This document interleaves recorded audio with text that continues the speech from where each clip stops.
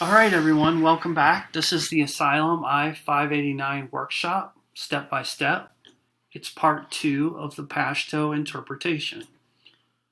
دوستانو بیا هم ښه راغلاست د کډوالۍ فورم د I-589 ورکشاپ قدم په قدم ته. دا دویمه مرحله ده چې په پښتو باندې تاسو ته وړاندې کیږي.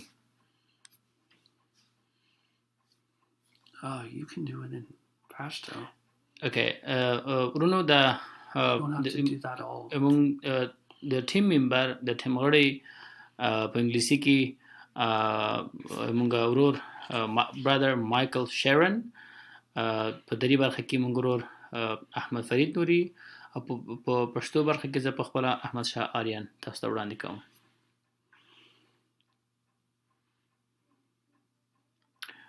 دا د پښتو د دویمه قسمت ده. لومړنی قسمت هم ثبت کړی، هغه تاسو کولی شئ چې په لاندنۍ لینک کې په دغه لینک کې تاسو وګورئ. دغه لینک انشاءالله تاسو ته زه د دغه ویډیو په ډسکرپشن کې هم تاسو ته هلته پاس کوم. تاسو کولی شئ چې په ډسکرپشن دغه ویډیو ډسکرپشن ته لاړ شئ او دغه لینک باندې کلیک وکړئ او اول پارت یعنې پارت 1 هم وګورئ. لکه چې څنګه چې مخکې مې تاسو ته ویلي، دا صرف یو د افغانانو لپاره یو کومک ده او د هغه کسانو لپاره چې هغوی غواړي چې خپل د کډوالۍ فارم یا فارم I-589 شروع کړي، او که تاسو بیا هم ضرورت لرئ زیاتره معلومات ته، تاسو کولی شئ چې یو مهاجرتي وکیل سره وګورئ او یا هم نور قوانینو ته لږ زیات پام وکړئ. په دې چې اوس دا ویډیو چې موږ ثبت کوو دا په 2022 په جنوري میاشت کې دی، نو کیدای شي هر وخت کې تاسو چې دا ویډیو ګورئ هغه به لږ کیدای شي زیات وخت پې تېر شوی او قانون او پالیسي هم کیدای شي چینج شي، نو تاسو کوشش وکړئ چې اپډیټ فورمونه ډک کړئ او ځان به اپډیټ وساتئ د فورمونو د ډکولو لپاره.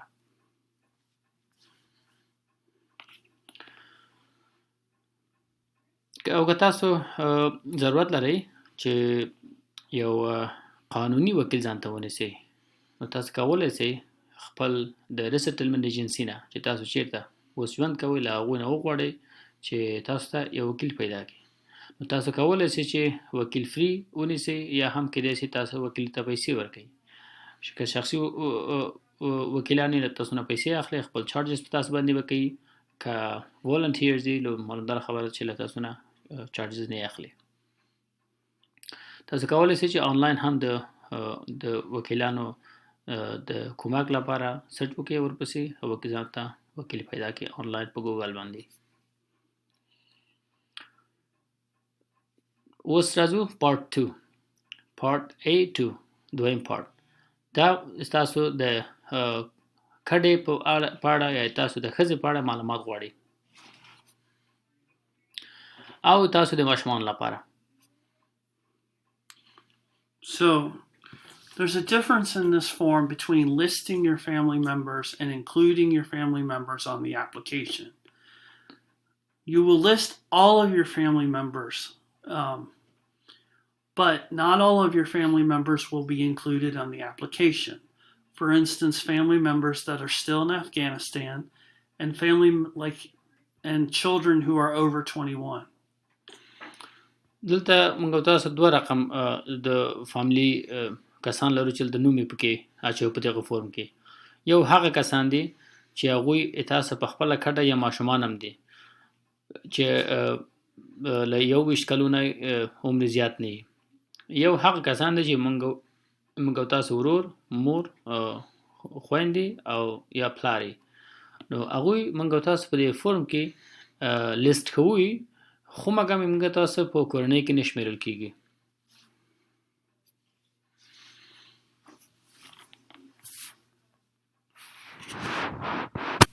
اوس اولنی سوال د 24 سوال اولنی برخه چې موږ تاسو د ښځې په باره کې پوښتنه کوي، یا که ښځه دا فورم ډکوي د هغه د خاوند په اړه له تاسو نه سوال پوښتنه کوي. په ذهن کې ولرئ تاسو حتما به خپل معلومات یا ورسره خپل د کډې معلومات به په دې فورم کې اچوي.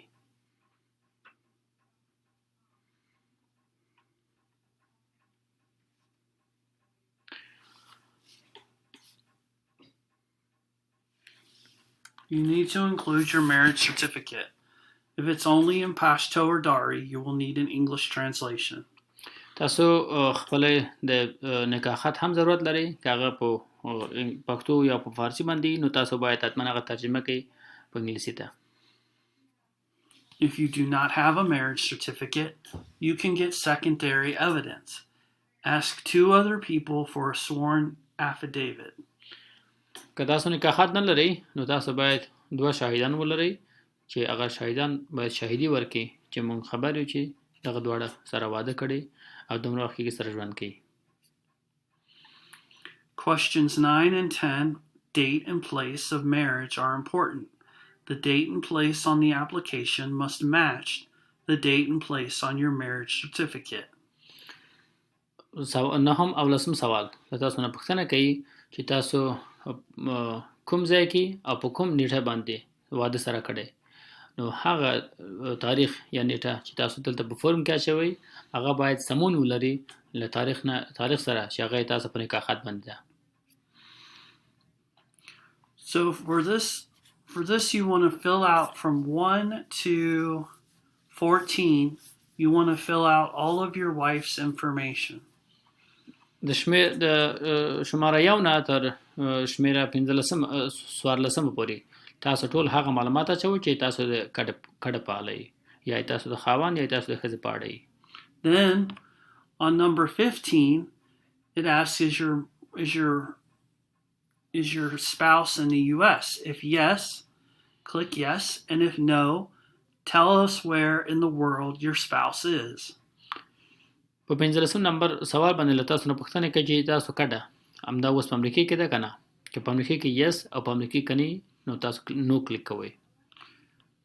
And if your spouse is in the United States, you need to get his or her I-94 information and answer questions 16 through 23.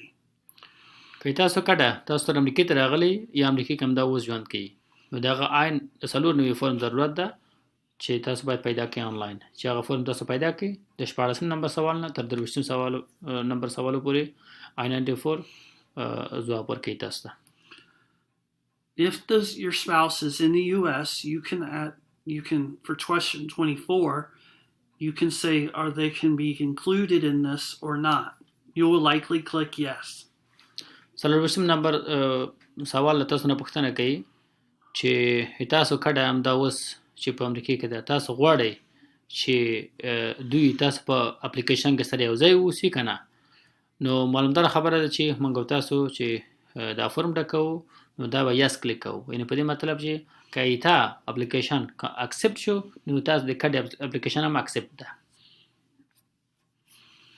Remember, it is often helpful for spouses to apply separately. Talk to your attorney or accredited rep about the advantages and disadvantages of filing separately or together. دا په ذهن کې دا خبره ولرئ چې که تاسو غواړئ چې اپلای وکړئ نو کډه او خاوند دوه دانې بیل اپلیکیشنونه ځان ته واچوئ او که تاسو غواړئ چې لا زیات معلومات په دې اړه ترلاسه کړئ تاسو کولی شئ چې خپل وکیل سره په دې اړه وغږیږئ چې تاسو ته به فواید او یا نقصان به تاسو ته ووایي خو تاسو ته دا به ډېر ښي چې دوه دانې بیل اپلیکیشنونه ځان ته ټاکي کړئ. Now we'll talk about children. If you do not have any children, check that box and move on. If you do have children, write down the number of children you have. که تاسو ماشومان لرئ نو تاسو دلته باید ووایئ چې I have children او که تاسو ماشومان ونه لرئ نو تاسو ووایئ چې I do not have children او د ټول پارت سکیپ کړئ په دغه پارتو کې تاسو شی لیکئ نه. So, for each child, you want to fill out, for numbers 1 through 12, you want to fill out the child's information. Then in 13, it asks, is this child in the US? If yes, click yes. If no, Say where the child is. د اول نمبر نه تر 12 نمبر پورې که تاسو ماشومان لري نو د هر ماشوم لپاره همدومره معلومات تاسو نه غواړي چې دلته باید تاسو ډکې کړئ. بیا په 14 کې تاسو نه پوښتنه کوي چې آیا دا ماشوم همدا اوس په امریکا کې ده که نه. که په امریکا کې وو یس به کلیک کوئ او که په امریکا کې نو نو به کلیک کوئ او بیا سپیسیفای لوکیشن چې هلته ویلی نو هلته تاسو بیا د ماشوم ځای پکې لیکئ چې اوس په افغانستان کې ده که کوم بل هېواد کې. If the child is in the U.S., then take the child's I-94 information and use it to answer the rest of the questions. او که تاسو ماشوم په امریکا کې نو چې کله تاسو په 14 نمبر سوال کې یسم کلیک کړ بیا تاسو د هغه ماشوم د I-94 پیدا کولو لپاره سایت ته لاړ شئ او I-94 پیدا کړئ بیا د نور سوالونه باقیمانه سوالونه په دې اړه ځواب ورکړئ. There is only room for 4 children on the form. If you have more than 4 children, include them on supplement A. You may attach as many supplement A's as you need. په فورم کې صرف د څلورو ماشومانو لپاره ځای وي. که تاسو ماشومان د څلورو نه زیاتې تاسو کولی شئ چې هغوی په سپلمنټ A کې اضافه کړئ یعنی آخري صفحه له آخر نه دویمه صفحه په دا فورم کې. هر څومره چې تاسو ماشومان زیات مشکل نشته فقط تاسو کولی شئ چې په سپلمنټ A کې اضافه کړئ. On question 21, you want to tell us if you want to include this child on the form. Yes or no? په یو ویشتم سوال کې له تاسو نه دلته پوښتنه کوي چې آیا تاسو غواړئ چې تاسو ماشوم تاسو په کیس کې شامل شي. دا په دې مطلب ده چې که تاسو معلومدار خبره چې ټول تقریبا لیکي چې یس. دا په دې مطلب چې که تاسو فرض مثال د اپلیکیشن اکسپټ سو ماشوم کډه د څومره کسان چې تا په فورم کې ده تاسو یو ځای اکسپټ کیږي.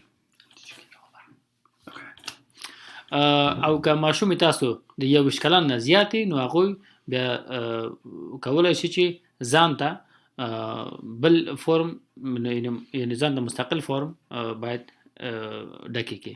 که د یو ویشت نه کته نو همدغه فورم ورته صحیح ده او تاسو لپاره مشکله نه ده. یعنی تاسو کس چې اکسپټ شو هغه کس هم اکسپټېږي چې د یو ویشت نه عمر کم ده. In Afghanistan, people often consider nieces and nephews their children. This is not the case in the U.S. In the U.S., only your children or legally adopted children are your children. په افغانستان کې موږ تاسو د خپل د ماشومان نه بغیر هغه ماشومان چې موږ تاسو په نواسګانو کې راځي نو هغوی هم موږ تاسو په خپل ماشومانو کې شمیرو. خو په امریکا کې داسې نه ده. په امریکا کې صرف هغه کسان چې تا ماشومانی هغه تا د ماشومانو په اساس راځي یا هغه کسان چې تا قانوني د هغه سرپرستی نیولې او د حکومت لخوا څه قانوني اسناد ولري دغه لپاره. د دې نه بغیر نور هغه کسان چې مونږ لکه مونږ کډواسي او نور کسان مونږ په ماشومانو کې نشمرل کیږي. In Afghanistan, legal adoption does not exist. In the U.S., legally adopted children become children of their adopted parents. Just because you are taking care of a child does not mean they are your children, according to U.S. law. په افغانستان کې موږ تاسو داسې ماشومان نه لرو چې هغوی د هغه مور پلار نه او قانوني ورته یا حکومت له خوا ورته اجازه ورکړل شي چې هغه تاسو سره ژوند وکړي چې ورته اډاپټ وایي یا اډاپشن ورته وایي. نو په امریکا کې اډاپشن قانوني ده. که تاسو غواړئ چې د بل چا ماشوم ځان ته اډاپټ کړئ نو تاسو ځینې اسنادونه دي چې تاسو هغه باید ډکې کړئ. د دواړو خوا نه باید رضایت وي. بیا هغه تاسو رسمي اډاپټډ ماشوم په حیث شمیرل کیږي. Therefore, minors and unaccompanied children, these may be your nieces, nephews, or adopted children, can file for asylum on their own if their parents are not here. If this applies to you, talk to an attorney or an accredited rep. که داسې ماشومان یا داسې کسان امریکا ته راغلي چې هغوی عمر 21 کلن نه لاندې او هغه غواړي چې ځان ته فارم ډک کړي نو هغوی کولی شي چې خپل د وکیل یا د مهاجرتي وکیل سره په دې هکله وغږېږي او کولی شي چې ځان ته بیل فارم همدغسې 509 I-589 فارم ځان ته ډکې کړي. An unaccompanied minor's application will be added with your application. You will ask the USCIS to keep the applications together on the cover letter and ask to be interviewed together.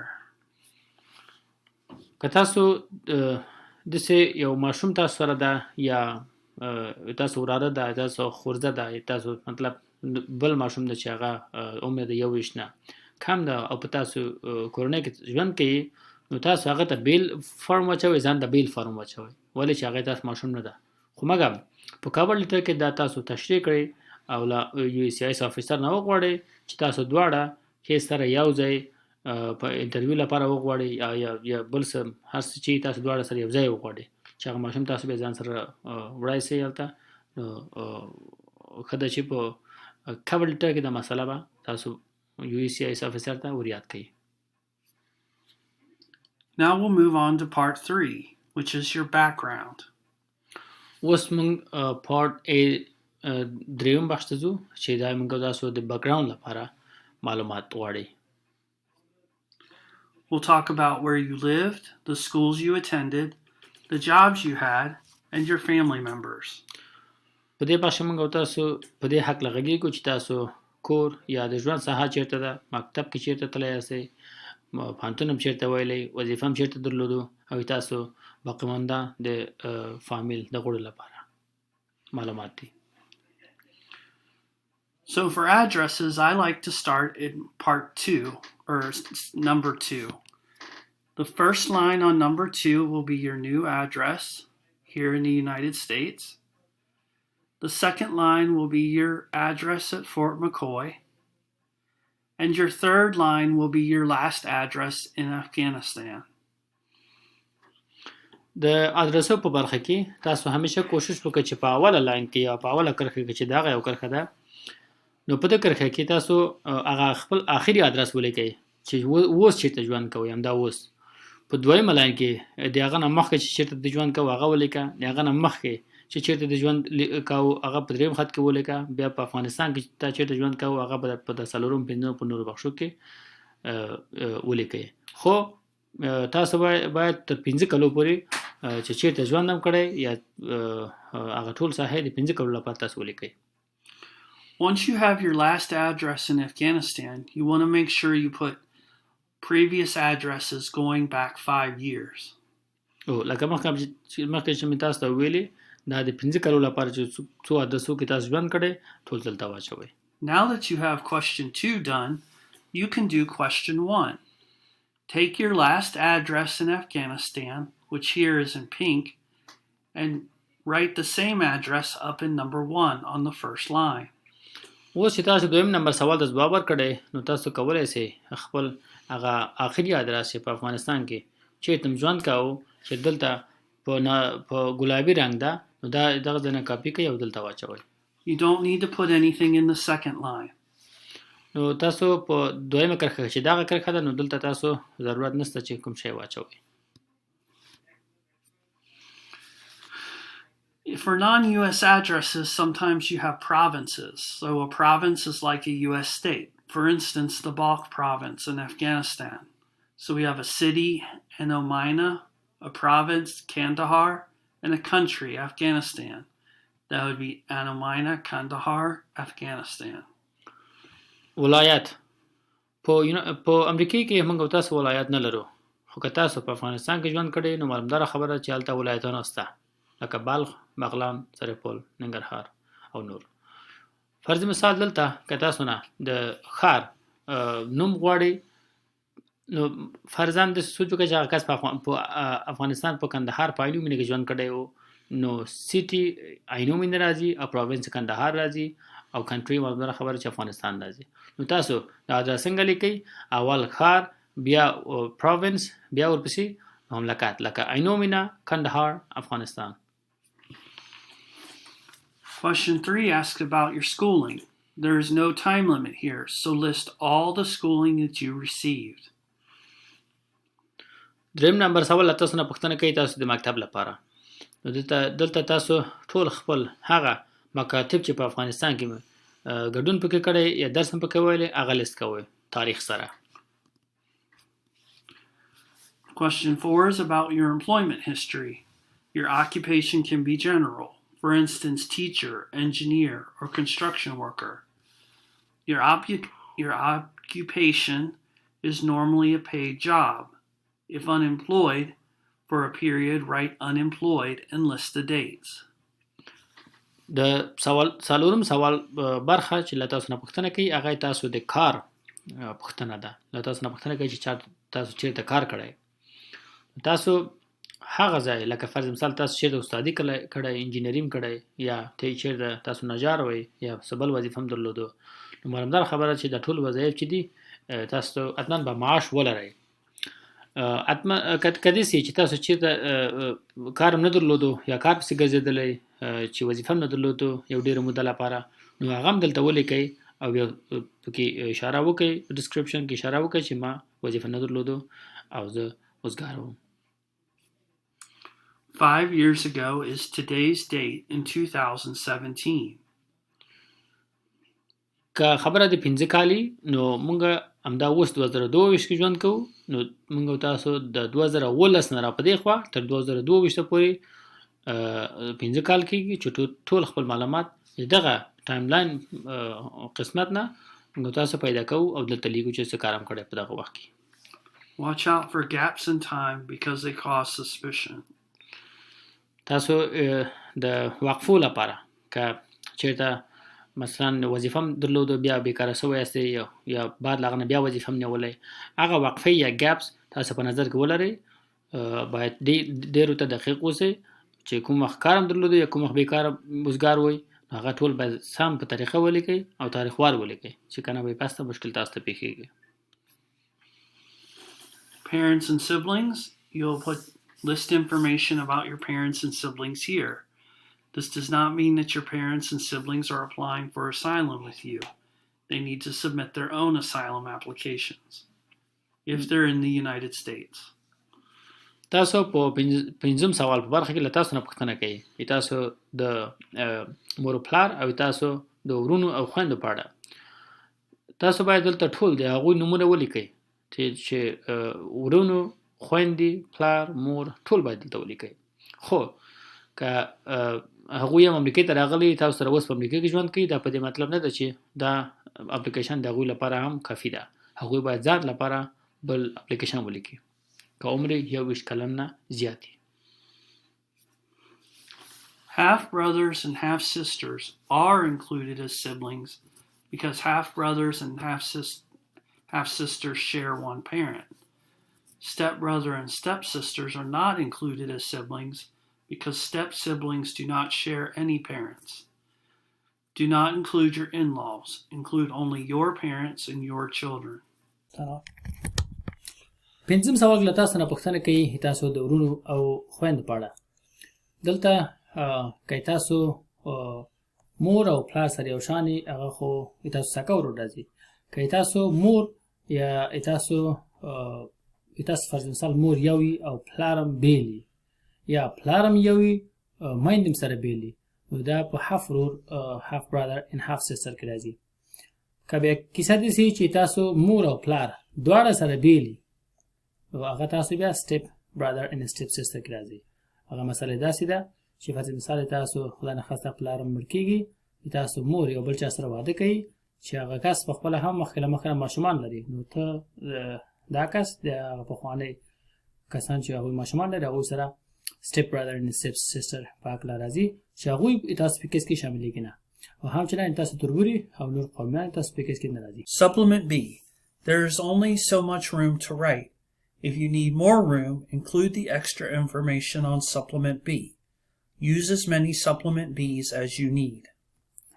په Supplement B کې تاسو دلته صرف هغه شان استعمالوئ یا لیکئ چې په مخکنی ورقو کې یا مخکنی صفحو کې ورته ځای نه و. تاسو که اضافي Supplement B ته ضرورت لري د همدغه صفحه نه بله کاپي وباسئ او په هغه کې خپل معلومات ولیکئ. Again, be honest. You are saying everything in your application is true and correct. Your application and interview are under oath. There are legal consequences if you lie under oath. بیا هم یو ځل بیا تکرار کوو چې تاسو خپل په خبرو کې باید صادق اوسئ. که تاسو په خپل خبرو کې صادق ونه اوسئ او د انټرویو په وخت کې له تاسو نه څه غلطي وشي، دا تاسو په کیس باندې ډېر خطرناک اغېز کولی شي. And that ends part 2. Watch out for part 3. Thank you for watching. دا د دویمې برخې آخره برخه وه او آخره صفحه وه. د درېیمې برخې لپاره موږ سره ملتیا وکړئ.